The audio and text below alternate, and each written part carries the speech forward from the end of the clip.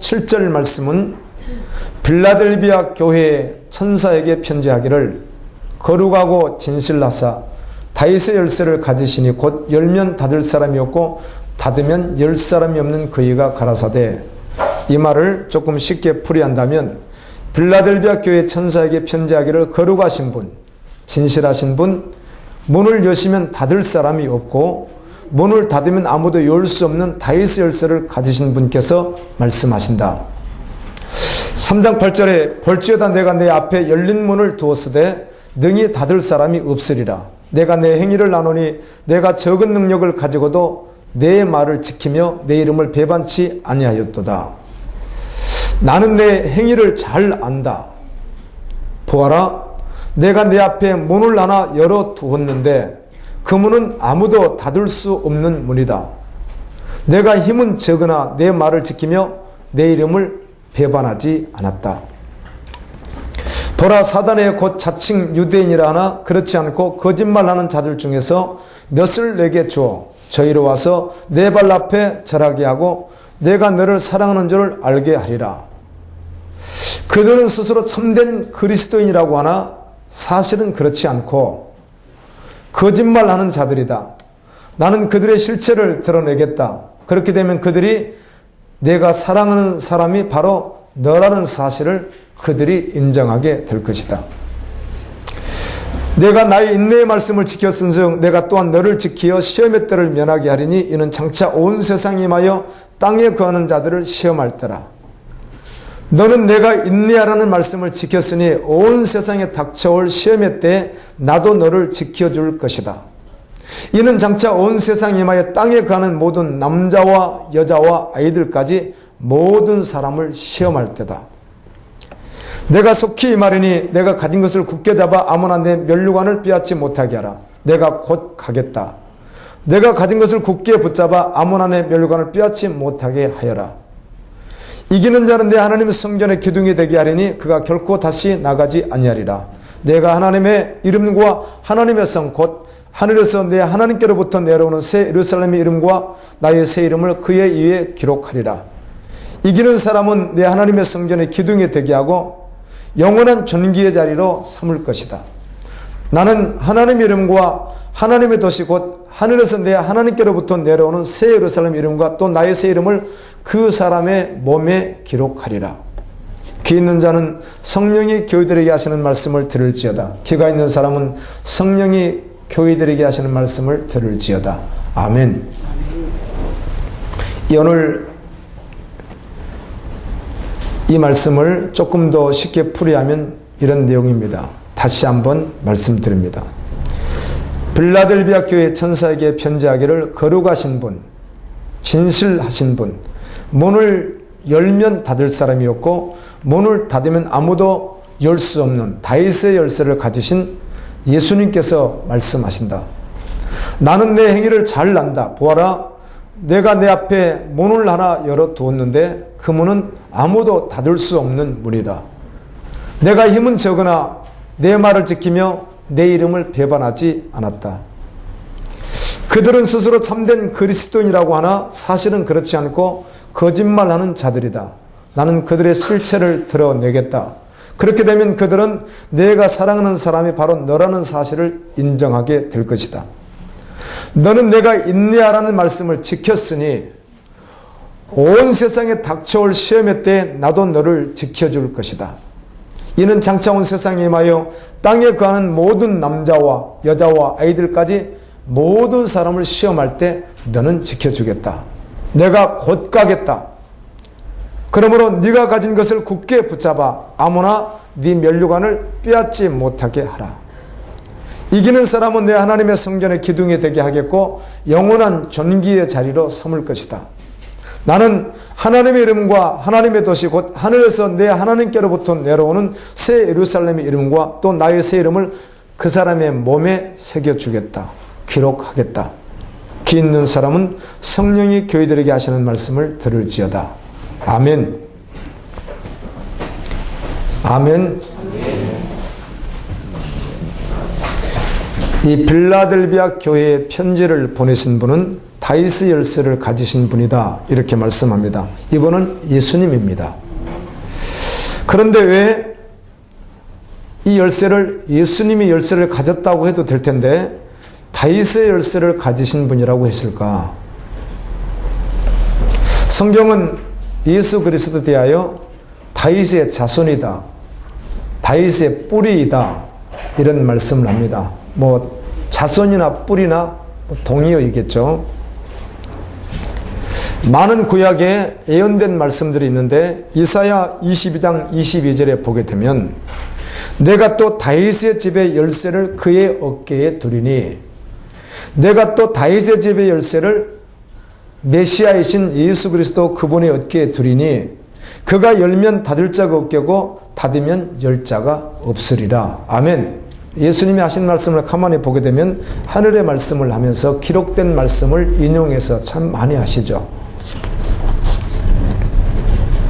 이 다윗의 집의 열쇠라는 뜻은 제가 묵상하고 또 묵상해 보았습니다. 왜 다윗의 집의 열쇠라고 했을까? 이 말은 보이는 세상과 보이지 않는 영원한 세계의 주인이시며 통치자라는 것을 말씀합니다. 아멘. 모든 것에 주권자가 되신다, 주관자가 되신다, 주인 되신다 그 말입니다. 그래서 누가복음 11장 52절에 보게 되면 이런 말씀이 있습니다. 화 있을진저 저 너희 율법 교사여, 당시 종교 지도자들이죠. 너희가 지식의 열쇠를 가져가서, 지식을 열쇠라고 표현합니다. 가져가서 너희도 들어가지 않고 또 들어가고자 하는 자도 막았느니라 하시니라. 천국에 들어가야 되는데 그들이 지식의 열쇠를 가지고 그 문을 닫아서 자신도 들어가지 않을 뿐만 아니라 많은 그를 따르는 추종자들까지도 들어가지 못하게 한다. 이런 말씀을 합니다. 예수님은 성도들에게 천국의 열쇠를 주시는 분입니다. 아멘. 천국의 열쇠를 주셨다면 다 주신 것이죠. 마태복음 16장 19절에 내가 천국 열쇠를 내게 주리니 내가 땅에서 무엇이든지 매면 하늘에서도 매일 것이요 내가 땅에서 무엇이든지 풀면 하늘에서도 풀리리라. 예수님은 은부의 열쇠도 가지신 분입니다. 지옥의 열쇠도 가지고 계십니다. 계시록 1장 18절에 곧 살아있는 자라 내가 전에 죽었었노라 벌지어다 이제 세세토록 살아있어 사망과 음부의 열쇠를 가졌노니. 예수님은 천국의 열쇠를 가지고 지옥의 열쇠도 가지고 계신 분이에요. 이 말은 모든 세상의 통치자라는 것입니다. 아멘. 주권자다 그 말입니다. 오직 그분만이 주인이다 그 말입니다. 또 다윗의 뿌리라고 말씀합니다. 이 다윗의 뿌리라고 하는 말은 메시아, 구원자 그런 뜻입니다. 이 세상을 구원할 구원자다 그 뜻을 다윗의 뿌리라 이렇게 쓰기도 합니다. 요한계시록 22장 16절에 보면 나 예수는 교회들을 위하여 내 사자를 보내어 이것들을 너에게 증언하게 하였노라. 나는 다윗의 뿌리요 자손이니 곧 광명한 새벽별이라 하시더라. 마태복음 21장 9절에 앞에서 가고 뒤에서 따르는 무리가 소리 높여 이르되 호산나 다윗의 자손이여 찬송하리로다. 주의 이름으로 오시는 이여 가장 높은 곳에서 호산나 하더라. 다윗의 뿌리 자손 이 말은 곧 구원자 메시아라고 하는 뜻입니다. 자, 그렇다면 왜 굳이 예수님을 이스라엘의 남쪽의 왕들도 많고 북쪽의 왕들도 많은데 예수님을 다윗의 뿌리라, 다윗의 자손이라, 다윗의 열쇠를 가지시니라라고 이 다윗의 후손이라고 계속 말씀하셨을까? 여호수아 후에 이 사사들이 등장합니다. 우리가 알고 있는 삼손 같은 사람들, 기드온 같은 사람들, 이런 사사들이 등장하는데 이 사사 시대가 끝나고 났는데 전쟁을 이스라엘이 계속했습니다. 전쟁하다 보니까 강력한 지도자가 없을 때 어려운 거예요. 사무엘이 왕이요, 선지자요, 제사장으로 그렇게 사역을 감당하다가 나이가 많이 들어서 그의 아들 흠니와 비느하스는 엉뚱한 짓들을 하고 이 사무엘이 나이가 너무 많다 보니까 이스라엘 백성들이 구심점을 이렇게 갖지 못하는 거예요. 그래서 그 나이 많이 먹은 사무엘 선지자에게 우리도 이방 나라처럼 왕을 주십시오. 이렇게 말을 합니다. 그때 하나님께서 말씀합니다. 사무엘에게, 사무엘아, 저들이 왕을 구하는데 그것은 너를 버린 것 아니라 나를 버린 것이야. 내가 왕이면 충분하지 왜 이 땅에서 또 왕을 그들이 구한단 말인가. 이방인들처럼 이렇게 말씀합니다. 그래서 이런 모든 말들을 하나님 주신 말씀을 사무엘이 이스라엘 백성들이 가서 다 전합니다. 그런데도 불구하고 우리는 상관없습니다. 그냥 왕 달라고 막 끝까지 왕을 달라고 해서 하나님께서 그렇다면은 사울을 왕으로 세우라 이렇게 해서 사울을 왕으로 세우게 되죠. 그런데 우리가 알고 있듯이 이스라엘의 초대 왕이었던 그 사울 왕이 하나님께 순종하지 아니하고 제멋대로 예배하고 그리고 결정적인 순간에는 하나님을 두려워하지 않고 사람을 두려워하고 계속해서 엇나갑니다. 말씀을 밀어내고 하나님을 미루고 지칭 정말 자신이 왕이 돼서 엇나가죠. 그래서 하나님이 그를 버리기로 결정하고 버리니까 바로 누가 들어가죠? 악신이 그에게 들어가 버립니다. 그래서 악신이 들어간 채로 죽을 때까지 그가 왕노릇하죠. 그러면서 패역한 일들을 아주 다 찾아서 했죠. 그를 버렸습니다. 그리고 하나님께서 다윗을 왕으로 친히 세우십니다. 아멘. 사무엘아, 다윗을 왕으로 삼으라. 그러니까 이스라엘의 초대 왕은 사울이었으나 정작 하나님이 인정하고 하나님이 정말 친히 세웠던 왕은 누구예요? 다윗이에요. 아멘. 그래서 하나님은 계속해서 다윗의 뿌리, 다윗의 자손 그렇게 말씀하는 거예요. 네. 예수님은 또 오늘 말씀에서 언제나 우리의 행위를 아신다고 말씀합니다. 아멘. 정말 아십니다. 그런데 우리가 이런 말씀을 다 알고 있으면서도 믿음 따로 삶 따로 이게 우리가 애처롭게도 안 될 때가 너무 많죠. 그래도 여전히 주님 바라보아야 될 줄로 믿습니다. 주님께만 나가야 됩니다. 그래서 기도해야 됩니다. 여러분에게 한번 질문해 보겠습니다. 저도 동일합니다. 도전 드립니다. 자, 한 주간 동안 우리는 144시간 기도의 시간이 있었습니다. 그렇다면 여러분들이 집에서 어떤 기도를 드리셨나요? 혹시 전혀 기도하지 않는 사람으로 있지는 않았습니까?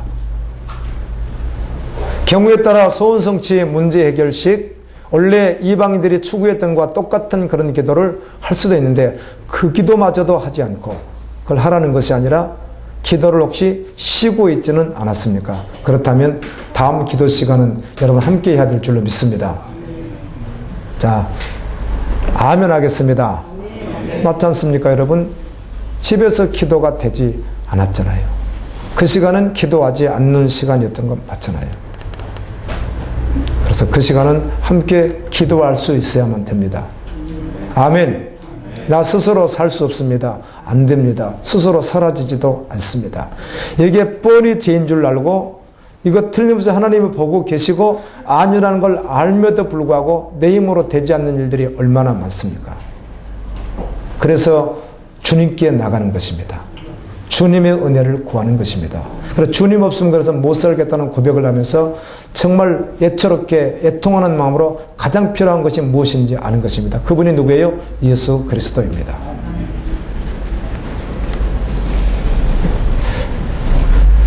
예수님께서는 우리를 아신다고 말씀할 때 그 아는 정도는 카메라로 우리를 다 찍어놓고 보는 것처럼만 아시는 분이 아닙니다.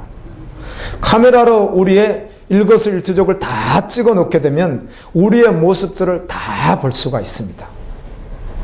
그런데 주님은 거기까지 보시는 분이 아니라 우리의 마음까지도 완벽하게 정확하게 알고 계십니다. 아멘. 그래서 그렇게 아신다 이렇게 말씀합니다. 그러므로 하나님을 경외하는 사람은 홀로 있는 그곳에서 하나님을 경외하려고 주님을 바라보게 되어 있습니다. 아멘. 홀로 있는 그 시간에. 그게 그 사람이기 때문에 그렇습니다. 교회에 앉아있는 여러분의 모습, 사람 앞에 있는 여러분의 모습이 여러분의 모습이 아니라 여러분 혼자 있을 때 모습이 여러분 전부입니다. 아멘. 여러분은 적어도 이 앞에 와서 일주일 동안 여러분이 혹시 하는 제약이 있었다면 이 앞에서 하라면 하기가 쉽지가 않습니다. 한번 용기를 내어서 나 이렇게 죄 지은 사람이야 한번 이렇게 말을 하고 다니는 일반 객기 부리는 사람들은 그 죄를 지은 것이 도리어 무슨 자랑인 것처럼 그렇게 개념 없는 사람들이 간혹 있기도 하죠.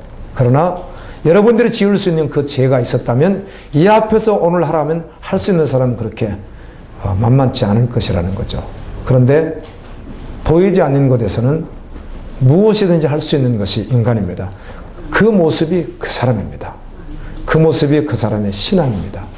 아멘. 주님은 그것을 보신다는 것입니다. 천국에 들어가는 문이 있습니다. 거룩한 성세 예루살렘 문을 통하여 이 문이 있는데 그 문을 들어가게 하시는 분이 예수님 자신이다 이렇게 말씀합니다. 오직 예수님을 통해서만 천국에 들어갈 수 있습니다. 다른 길은 없습니다. 그래서 요한복음 10장 7절에서도 나는 양의 문이다 이렇게 말씀했습니다. 나를 통하지 않고는 아무도 들어갈 수 없다. 다른 방법이 없다는 것입니다. 오직 예수님을 통해서만 천국에 들어간다고 말씀합니다. 그래서 예수 그리스도를 믿는 사람들, 이 사람들은 끝까지 믿음을 저버리지 않는 이들은 만국의 영광을 가지고 주님이 열어놓으신 그 문으로 들어가게 될 것입니다. 이 빌라델비아 교회는 적은 능력을 가지고도 성경 말씀을 지키며 예수님의 이름을 끝까지 배반하지 않았다고 예수님이 친히 인정해 주셨습니다. 이 마지막 종말의 때의 교회예요. 주님 오실 때가 제가 이 계시록 7교회를 정말 설교 지금 몇 주 하고 있는데 수십 번도 더 읽었습니다. 몇 번을 듣고 수십 번을 더 읽었어요. 이 부분만 해도요. 그리고 보는데 특별히 이 빌라델비아 교회를 계속해서 읽어보고 묵상하는 가운데 이거 언제 일어날 말씀인가? 당시에 두신 말씀이기도 하지만 이거 종말의 때 있을 말씀이에요. 아멘. 종말 시대를 사는 성도들이 이런 성도가 있다는 거예요. 대환란 전에 주님 심판 전에 이런 믿음의 사람들이 있다는 것이에요. 아멘. 그래서 이 빌라델비아 교회가 오고 오는 세대에 모델 되는 교회였던 것이죠. 마지막 시대, 대환란의 시대가 임박한 바로 그 직전에 신실하게 살아갔던 그리스도인의 모습을 이렇게 말씀하고 있습니다. 빌라델비아 교회는 능력이 적었지만 성경 말씀을 지키며 예수님의 이름을 배반하지 않았습니다. 마태복음 10장 32절 33절에 보게 되면 누구든지 사람 앞에서 나를 시인하면 나도 하늘에 계신 내 아버지 앞에서 그를 시인할 것이요 누구든지 사람 앞에서 나를 부인하면 나도 하늘에 계신 내 아버지 앞에서 그를 부인하리라. 여기서 부인은 입술만 말하는 것이 아닙니다. 우리의 삶으로 얼마든지 주님을 부인해 버릴 수 있습니다. 아멘. 그러면 주님도 동일하게 부인하겠다. 빌라델비아 교회에게 이렇게 말씀합니다. 너는 내가 인내하라고 하는 말씀을 정말 붙들고 인내했으니 온 세상에 닥쳐올 시험의 때 나도 너를 지켜줄 것이다. 이는 장차 온 세상에 임하여 땅에 가는 모든 남자와 여자와 아이들까지 모든 사람을 시험할 때라. 온 세상에 닥쳐올 시험의 때는 마지막 때 대환란 때를 말합니다. 마태복음 24장 21절은 이는 그때 큰 환란이 있겠습니다. 창세로부터 지금까지 이런 환란이 없었고 후에도 없으리라. 이 환란은 아직 역사 속에 존재하지 않았습니다. 앞으로 일어날 것입니다. 아멘. 여러분 역사 이래 창조 이래 이런 환란도 없고 후에도 없을 그런 환란은 당연히 존재하지 않았죠. 이건 앞으로 올 환란이죠. 바로 그 환란의 때 주님이 너를 지켜주겠다. 환란의 때 내가 너의 피난처가 되어주겠다. 이렇게 말씀하는 겁니다. 그리고 11절에 주님은 속히 오시겠다고 약속합니다.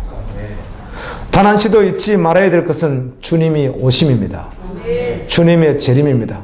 결코 이것을 잊어서는 안 됩니다. 알고 있지만 삶이 잘 되지 않죠. 그래서 주님 앞에 나가는 것입니다. 아멘. 그 뻔히 알고 있음에도 잘 안 되는 거예요. 그래서 주님을 의지하는 것입니다.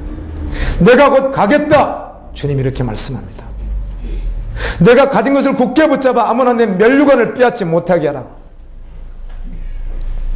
세상의 모든 것을 다 빼앗길지라도 결코 빼앗기지 말아야 될 것은 예수의 이름이다. 십자가 복음이다. 네가 지금 붙들고 있는 그 믿음의 길이다. 그것만큼 절대로 놓지 말라. 아멘. 제가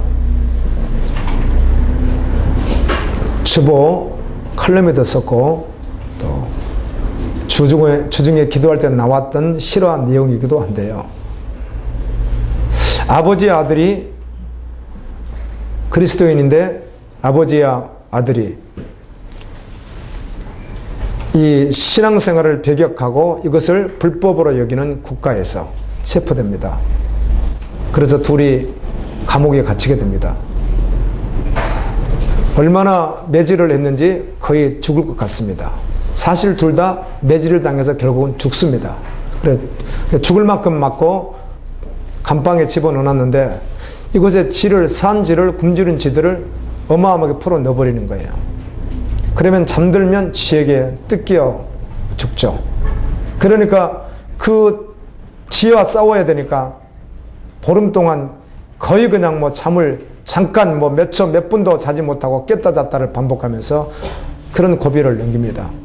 그리고 다시 붙잡아 왔습니다. 너희 말고 기독교인들이 있는데 그들이 누군지 대라. 이렇게 신문하는 겁니다. 결국은 주님 부인하라는 것이죠. 그런데 아버지를 구타하던 그들이 아버지 보는 앞에서 14살 된 아들을 구타하기 시작합니다. 그런데 아무리 봐도 죽을 것 같습니다. 그들이 때리는 것으로 봐서 죽이는 거거든요. 그래서 아버지가 소리를 치면서 멈추시오. 내가 말하겠다고 하니까 그 아들이 하는 이야기가 아버지, 저는 예수 그리스도를 배반한 아버지를 두고 싶지는 않습니다. 끝까지 아버지 이기십시오. 그런 말을 듣고 진육에서 잔인하게 맞아서 죽어가는 아들을 아버지가 보고 있는데 정말 아들이 맞아서 죽습니다. 그리고 후에 그 아버지도 함께 맞아서 죽었습니다. 이것을 제가 이렇게 말했죠. 우리가 믿는다고 하는 것, 믿음이라는 농도가 도대체 어느 정도인가?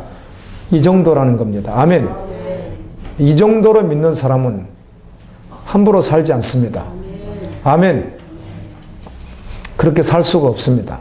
그렇게 믿는데 어떻게 함부로 살겠어요? 세속가치로 어떻게 살겠어요?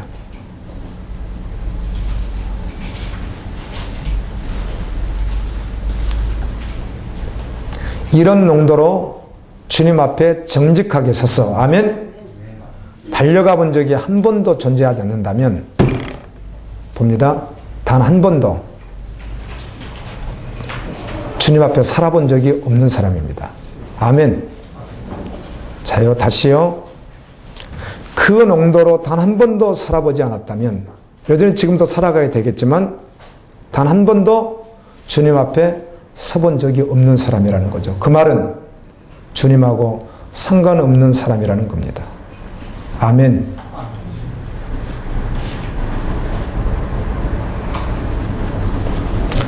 목사님, 꼭 그렇지는 않을 것 같습니다. 그러면 성경을 보시고 그렇지 않겠다고 하는 말씀을 가지고 오십시오.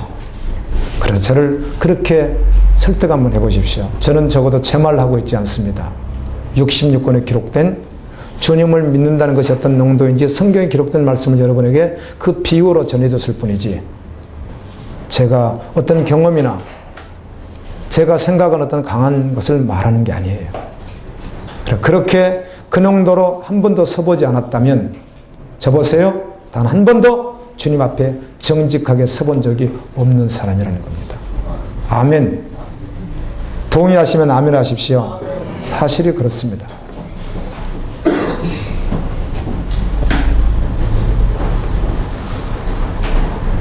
이번에 한국에 어려운 일을 당하고 난 후에 기독교의 각성에 대해서 외치시는 분들도 계시고 많은 분들이 계시더라고요. 우리에게 오셔서 부흥회를 인도하셨던 분들도 다 글을 썼더라고요. 저는 그 부분에 대해서는 침묵하고 있습니다. 다 쓰셨어요. 이 시대의 교회, 특별히 한국교회가 구원받을 자가 누구이겠는가? 지금 대학교 앞에서 앙케이트 조사를 한 자료가 있습니다. 올해 한 것들이요. 그 있는데 당신은 예수님을 믿습니까? 이런 설문에 5%가 예, 믿습니다. 이렇게 답했다고 그래요. 대학교 앞에서 대학생들이 대답한 대답입니다. 그렇다면 묻습니다. 그 5%는 정말 그리스도인일까요? 명목상의 교인들을 빼버리면 대학생들이 5%라고 대답한 속에 도대체 몇 프로가 이런 농도로 주님 앞에 선 자들이겠습니까? 여러분, 지금 대학생들 믿음 없습니다. 청년들 특별한 경우가 아니면 믿음 없습니다. 다음 세대 믿음 없습니다. 기성세대 믿음 아닙니다. 우리는 오늘 말씀을 듣고 또 기회 주실 때 주님 앞에 서야 될 줄로 믿습니다. 이 말씀을 듣고 순종하여 주님 앞에 서야 되는 것입니다.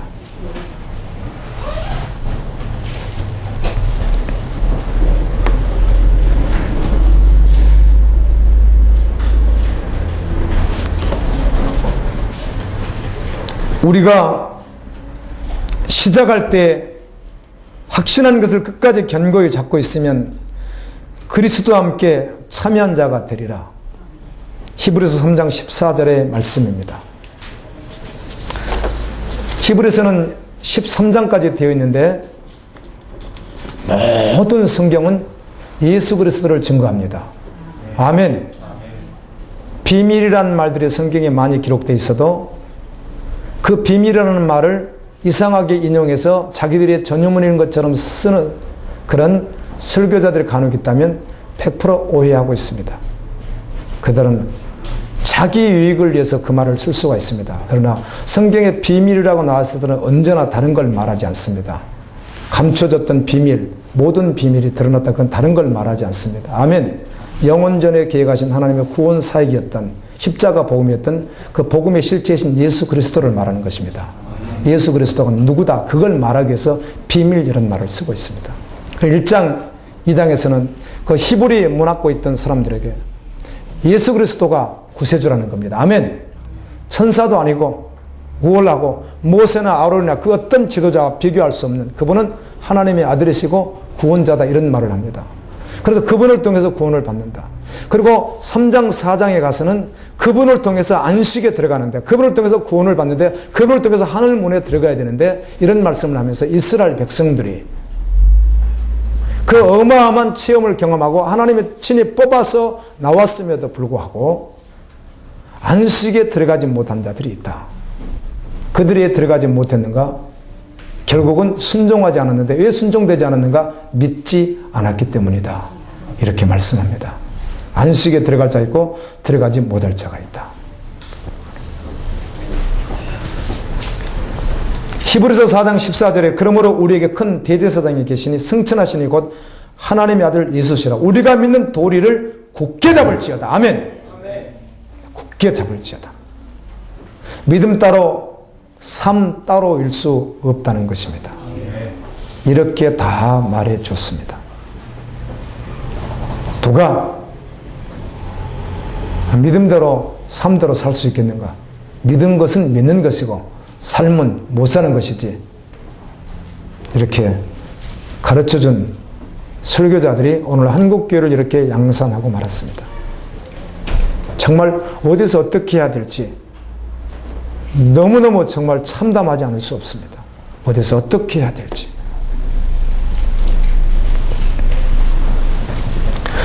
하나님을 경외하는 실제적인 삶이 우리에게 있어야 하는데 사소한 것까지라도 아멘 계속하여 주님을 경외하는 삶으로 나아가야 됩니다.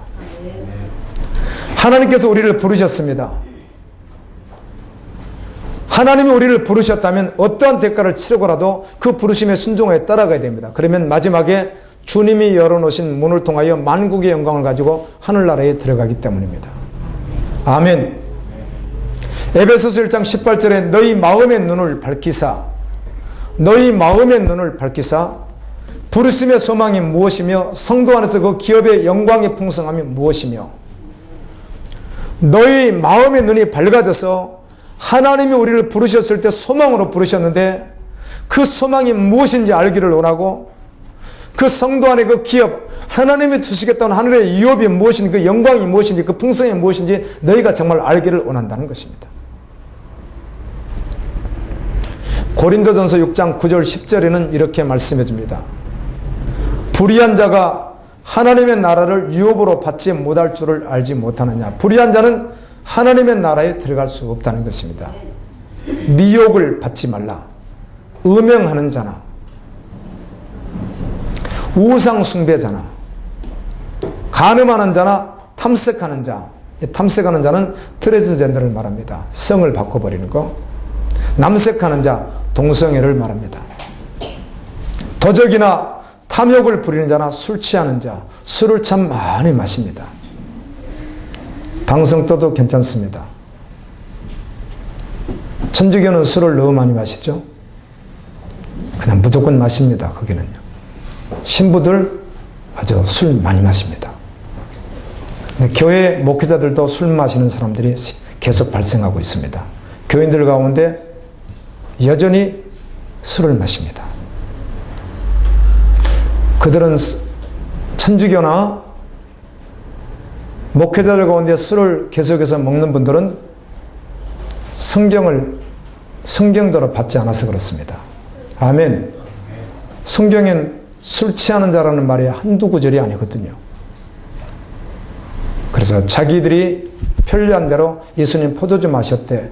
예수님의 포도주의 농도가, 알코올 농도가 13.5도나 되었대요. 그럼 한국 소주하고 비슷하네.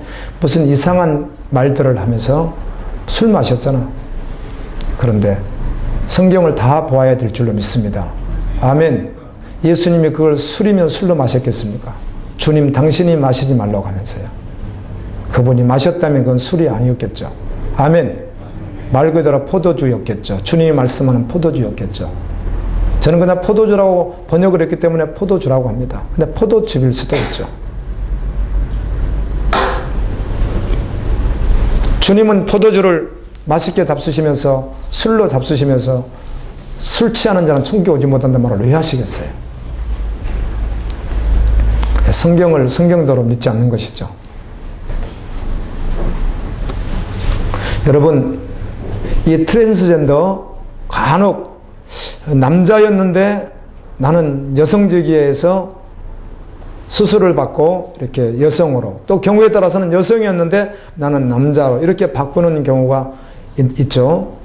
동성애, 게이, 레즈비언, 남자들은 게이라고 여자들은 레즈비언이라고 하잖아요. 동성애 문제.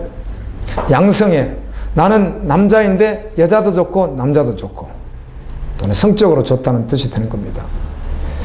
이런 일들이 과거에는 우리가 듣기만 해도, 그 말을 듣기만 해도 좀 이해가 되지 않았죠. 그런 일이 세상에 있는가라고 생각했죠. 그런데 지금은 이제 완전히 어때요? 표면으로 드러나서 전 세계적으로 번져가고 있습니다. 우리 한국도 이 부분을 벌써 법적으로 터치하고 있습니다. 세계적으로 번져가고 있어요. 동물과 사람을 혼합해서 인종을 생산할 수 있는 게 다 준비되어 있습니다. 사자나 남자와 이렇게 실험관을 통해서 결합시켜서 사람을 만들어내는 겁니다. 이것도 다 준비되어 있습니다. 아마 어쩌면 실험하고 어떻게 하고 있는지도 알 수 없습니다. 우리 사람의 장기를 동물 속에 집어넣어서 키워서 장기가 필요할 때 그걸 꺼내서 쓰는 이런 일들이 있는 것은 우리가 알고 있습니다. 그들이 하는 말이 있죠. 그러면 장기가 상해서 죽는 사람들을, 인류를 어떻게 하라는 말인가? 이렇게 해서 사람을 살릴 수 있는 것이 귀하지 않는가? 여러 가지 합리화를 시키며 하나님을 완전히 대적하는 일들이 이제는 거의 표면으로 다 올라와 있어요.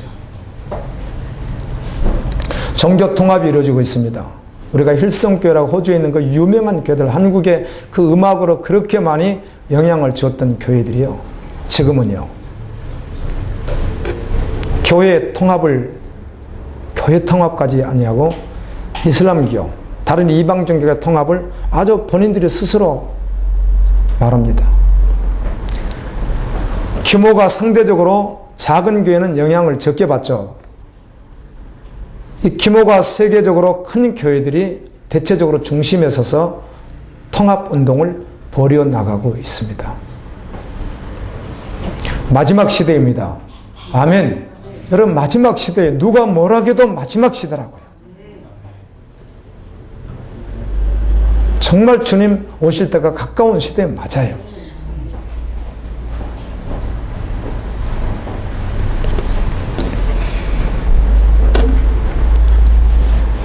이기는 사람은 내 하나님의 성전의 기둥이 되게 하겠고 영원한 존귀의 자리로 삼을 것이다.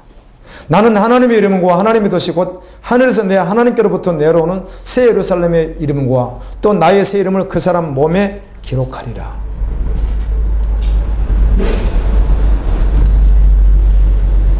두 기둥, 성전의 기둥 되게 했다고 하셨는데 역대하 3장 17절에 보게 되면 이 두 기둥은 성전 앞에 세워져 있는데 왼쪽에 하나는 보아스, 오른쪽에 하나는 야긴, 이렇게 해서 이 성전의 앞에 두 기둥이 세워져 있습니다. 청동으로 세워졌다고 그래요. 높이가 8m, 둘레가 2m가 넘는 이런 두 기둥인데 왼쪽에 있는 것이 보아스고 오른쪽에 있는 게 야긴이에요. 그래서 내가 보아스의 야긴에 대해서 도대체 무슨 뜻이 있을까 많이 좀 찾아보고 공부를 좀 했는데 뭐 정확한 답은 낼 수가 없어요. 보아스 하면 누가 생각나죠? 룻기에 나오는 예수님을 예표했던 고혈 제도를 시행했던 대성물로 쓰임받았던 사람 보아스가 있죠. 야긴은 시므온의 후손입니다. 야긴이 야곱의 손자이기도 하고, 야긴이라는 이름이 두 개가 있어요. 야곱의 손자 이름 중에 야긴이라고 하는 이름이 있는데, 그래서 그런 의미가 있는가 아무리 찾았는데 그렇게 찾을 수는 없었고, 성전의 기둥이 되게 하겠다. 주님이 이렇게 말씀했던 것입니다. 성령이 교회들에게 하시는 말씀을 들을지어다. 아멘. 오늘도 듣고 그 들은 말씀이 여러분의 삶과 연결되어진다면 주님께서 귀하게 여길 줄로 믿습니다. 히브리서 3장 3절을 보면 그러므로 성령이 이르신 바와 같이 오늘 너희가 그의 음성을 듣거든. 그의 음성, 하나님의 음성입니다. 예수 그리스도의 음성입니다. 성령께서 말씀하시는 그 음성입니다. 오늘 이 시간 너희가 그의 음성을 듣거든 광야에서 시험하던 날에 거여가던 것 같이 너희 마음을 안고하게 하지 말라. 믿지 않는 것, 삶으로 살아내지 않는 것을 성경은 안고하다 이렇게 말합니다. 안고한 자는 사신 우상을 경배하는 자와 같다. 성경이 이렇게 말하죠. 히브리서 3장 15절에 성경이 열렸을 때 오늘 너희가 그의 음성을 듣거든, 오늘 너희가 그의 음성을 듣거든 경노하시게 하던 것 같이 너희 마음을 완고하게 하지 말라. 여러분, 설교 말씀을 들으면서도요, 오긴 왔는데 억지로 온 것이죠. 부모가 가자고 해서, 누군가 가자고 해서 타의에 의해서 자신은 아직은 그렇게 자유롭게 좀 편안하게 평범하게 믿고 싶은데 이렇게 강요가 있었다. 그럼 이런 사람 말씀 들을 때 마음이 완고해집니다. 마음을 열어서 말씀을 듣지 아니하면, 아멘, 그렇게 되는 것이죠. 성령이 하시는 말씀을, 하나님이 하시는 그 생명의 말씀, 구원의 말씀을 완고하게 받아들일 수 있는 것이죠. 그래서 안식에 들어가지 못하는 것이죠. 히브리서 4장 1절은 이렇게 말합니다. 그러므로 우리는 두려워할지니 그의 안식에 들어갈 약속이 남아있을지라도, 우리가 다 들었고 우리가 믿는다고 말하고 남아있을지라도 너희 중에는 혹 이르지 못할 자가 있을까 하니라. 자, 선택받았습니다. 안식에 들어갈 소망을 가지고 살아갑니다. 다 알고 있습니다. 그런데도 불구하고 그들 가운데 안식에 들어가지 못할 자도 있다는 것입니다. 말씀을 들을 때 성령께서 우리 마음을 감동시켜 주시기를 원합니다. 말씀을 들을 때 성령께서 우리를 내면 수사해 주시면 우리가 그 앞에 순종하는 것이죠. 우리를 내면 수사를 하시니까. 그리고 걸리는 거 그거 즉시 깨달아야 됩니다.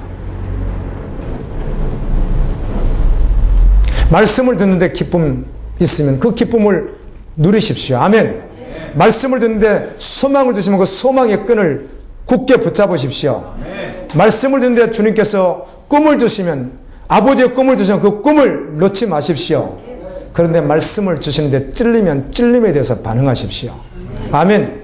회개하라고 하면 회개하십시오. 그건 아니라고 말하면 결국은 내려놔야 되는 거예요. 아멘.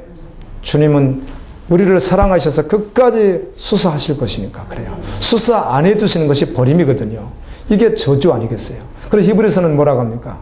사생자에게는 징계가 없다는 겁니다. 아멘. 내 자식이 아닌 다른 자식, 이웃집 자식이 어떤 삶을 살든 내가 그를 체벌할 수는 없다는 것입니다. 그러나 내가 낳은 내 자식은, 내 허리에서 나온 내 자식은 그런 문제가 있을 때 내가 체벌할 수 있다는 겁니다. 사생자에게는 채직이 없다. 주님의 사랑하시는 사람은 계속하여 결국은 주님 자리를 떠나지 못하게 할 것이며 수사해서 계속 아프게 할 것이고, 아멘. 결국은 수술을 받을 수밖에 없도록 하시는 분이 주님이에요. 그러므로 말씀을 무시하고 말씀에 대해서 무관하고 말씀에 대해서 무지하면 안 되는 것입니다. 깨어 있어야 합니다. 성령께서 하시는 말씀을 듣고 믿음으로 반드시 반응해야 될 줄로 믿습니다. 문이 한 번 닫히면 열리지 않기 때문에 그렇습니다. 예수님 오신다고 계속 소리를 치면서 믿는다고 계속해서 교회 안에서 믿음 생활을 했음에도 불구하고 5명이 신랑과 함께 들어갔을 때 그 5명은 들어가지 못했습니다. 오늘 말씀을 주신 분이 예수님입니다. 예수님은 지옥 갈 자, 영원히 저주받은 자에게 생명을 주시게 하여 십자가를 지시고 그를 위하여 저주를 담당하신 분입니다. 지옥 형벌이 어떤 것인지 주님만 정확히 아십니다. 그곳에서 건져내주신 분이 주님이십니다. 바로 그 예수님에 대하여 우리가 생각할 때 있습니다. 영원한 나라, 천국 지옥, 주님 오심에 대하여, 믿음에 대하여 우리가 대해할 때가 있습니다. 그렇게 대하다가도 현실에 한 번만 딱 부딪히면 그런 모든 말씀을 밀어내버리고 끝까지 믿음을 저버리는 경우가 있습니다. 하나님의 말씀을 말하다가도, 하나님은 이런 분이야, 이렇게 살아야지, 그렇게 말을 하다가도 어떤 현실에 부딪히면서 미래, 노후 문제, 직업 문제, 결혼 문제, 자녀 문제, 돈 문제, 이런 문제가 딱 앞에 오면 바로 주저앉아 버리는. 그래서 제가 여러분에게 아버지의 아들이 매맞아 가면서도 주님을 부인하지 않고 마지막 매맞아 죽었다고 하는 그 농도가 믿음의 농도라는 말을 했던 것입니다. 아멘. 맞습니다, 여러분. 그 농도 아닌 거 믿음 아닌 거 맞습니다, 여러분. 믿음은 바로 그런 것입니다. 주님을 알면, 아멘. 주님이 말씀하신 하나님 나라를 알면 당연히 그 농도인 건 맞습니다. 그것 아니면 아닌 것입니다. 할렐루야.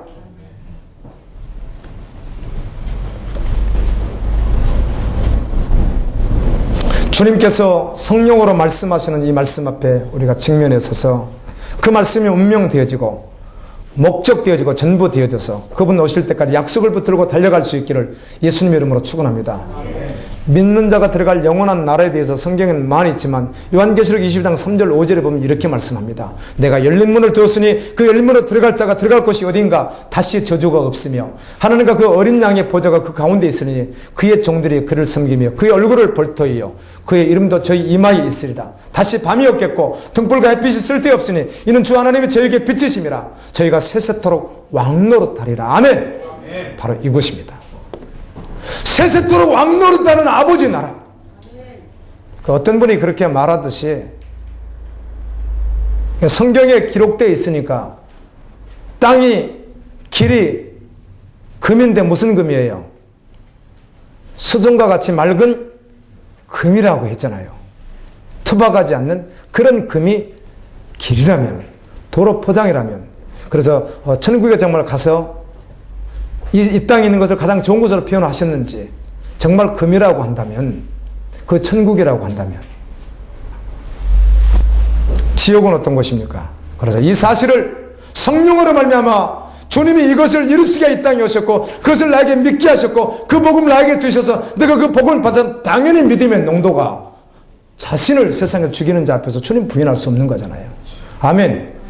그런데 그런 말을 한두 번 하다가 삶에 딱 한 번만 딱 부딪히면 돈 문제, 노후 문제, 경제 문제, 가정 문제, 자녀 문제, 문제만 딱 부딪히면 바로 말씀을 밀어내버리는, 어쩌다 실수가 아니라 밀어내버리는,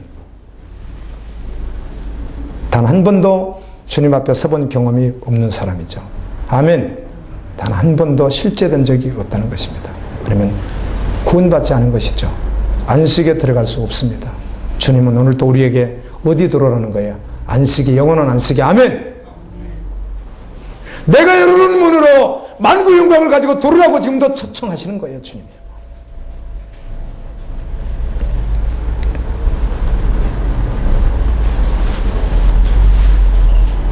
신실한 그리스도인들은, 믿는 자들은, 예수의 사람들은 주님의 영광에 참여할 자들로서 대환란을 피하여 어린 양의 혼인잔치에 들어갈 것이며, 또 그것을 바라보고 천년 왕국에서 만국을 다스리는 왕으로 살아갈 것을 완전하게 믿기에 이 땅에서 어떤 고난도 받습니다. 아멘.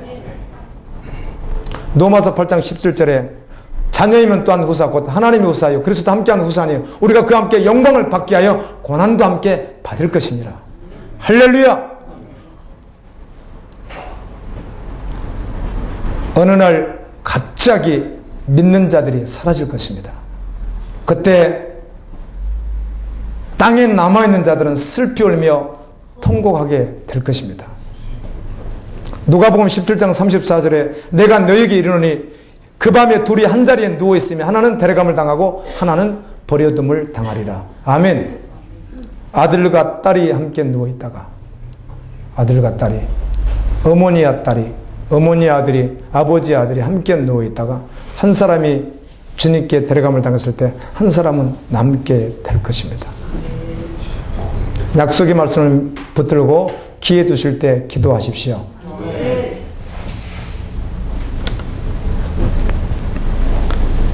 아무리 외쳐도, 정말 외쳐도 노아의 때와 같이 시집가고 장가가고 먹고 마시고 장사합니다.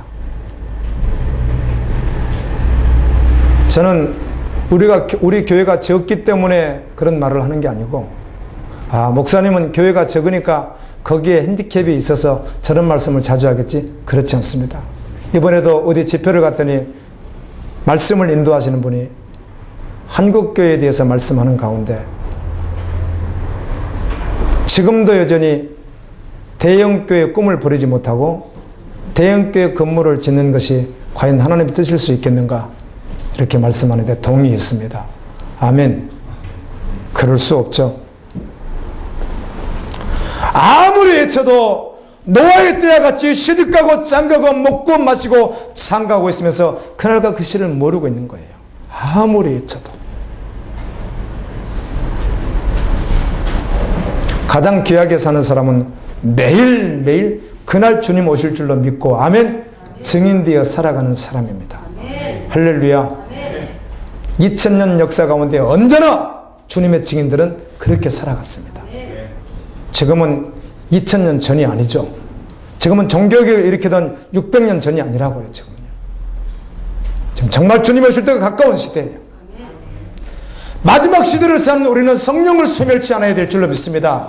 절대로 성령을 소멸시키면 안 되는 거예요. 성령의 이끌림을 받아야 해요.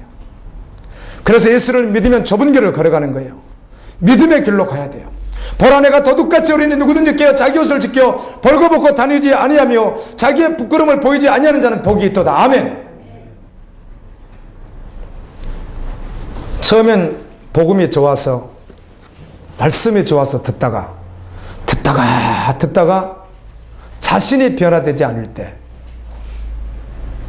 그때 변화되는 자신을 바라보면서 더 처절하게 주님을 바라보고 주님께 나가야 되는데 그때는 뭘 밀어내요? 주님을 밀어내는 거예요. 그런 분들을 종종 보기 시작합니다.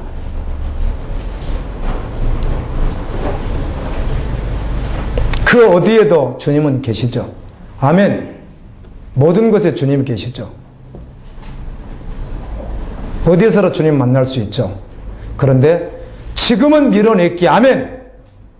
다음에 그가 어떤 기회가 되어서 주님을 만날 수 있는 기회가 있다는 것을 열어놓는 것이지 지금은 밀어냈기에 지금 밀어내는 그것은 절대로 아니잖아요. 아멘. 지금 미뤄놓고 있는 그것은 절대로 아닌 거거든요. 그래 주님이 그때 오시면 어떻게 되겠어요?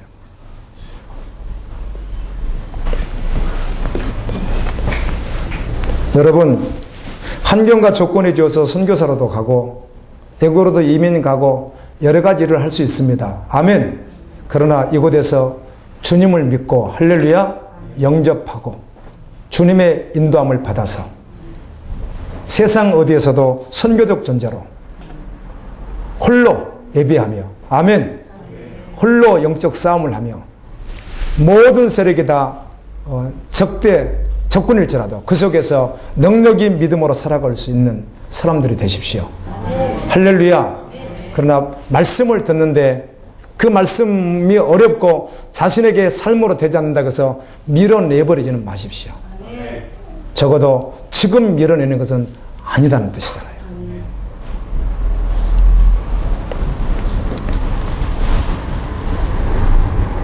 우리는 마지막 시대에 벌거벗고 다니지 않아야 합니다. 인내로 말씀을 살아내야 합니다. 예수님 오시면 이미 계획되었고 예수님 오시면 절대로 취소되지 않습니다. 예수님은 오늘 말했죠. 내가 반드시 가리라. 속히 가리라. 예수님은 오십니다. 그분은 천사들과 함께 오시면 천사들이 땅끝 사방에서 구원받은 백성들을 모을 것입니다. 들림의 환란이 있습니다. 들림받지 못하고 남은 자들은 혹독한 비참한 삶 속에 들어가게 될 것입니다. 온 우주가 변해도 지구가 다 깨어져서 없어져도 역사에 가장 혹독한 일이 일어나도 변할 수 없는 것이 있습니다. 아멘. 한 가지 절대로 변하지 않는 것. 그것에 주목할 수 있기를 원합니다. 그것이 정말 분명하다면 그게 정말 사실이라면 당연히 생명을 걸어야죠. 그게 정말 사실은 흔들릴 수 없는 정말 사실이라면 태도를 분명히 해야 되죠. 영원히 변할 수 없으신, 영원히 변개치 않으시는 하나님이 약속하신 그 약속의 말씀, 그 말씀을 끝까지 인내하며 지켜야죠. 내가 속히 오리니 이 말씀을 인내하며 지키라고 하시는, 끝까지 이기라고 하시는, 멜루가를 뺏기지 말라고 하시는 그 주님 말씀을 붙들고 이길 수 있는 여러분 되기를 예수님의 이름으로 축원합니다. 하나님